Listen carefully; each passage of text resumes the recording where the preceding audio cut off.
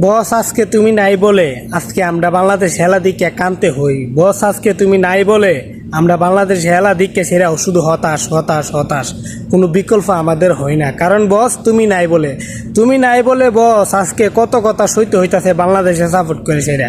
তুমি নাই বলে বস আজকে কত দুঃখ কত কষ্টে পাইতাছি বাংলাদেশ হেলা দিকে সেরা। তুমি থাকলে বস তোমার ব্যাটটা যদি হাসতো তখন পুরা বাংলাদেশ হাসতো।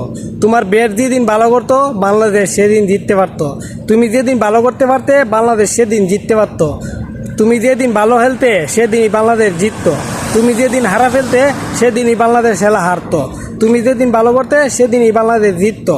এটি আমরা দেখাইছি, এটি আমরা প্রমাণ পাইছি। কারণ বাংলাদেশের তামিম যেদিন সেঞ্চুরি করতে পারছে, যেদিন 50 করতে পারছে, এদিন বাংলাদেশে খেলা জিতছে। এদিন বাংলাদেশ খেলা দিকা আমরা অনেকটা মজা পাইছি। কারণ তামিম আসিল, তামিম যখন ব্যাট নিয়ে নামতো তখন মনে করেন ভাবতাম কি আমরা যুদ্ধের ময়দানে যুদ্ধ করতে নামতেছে।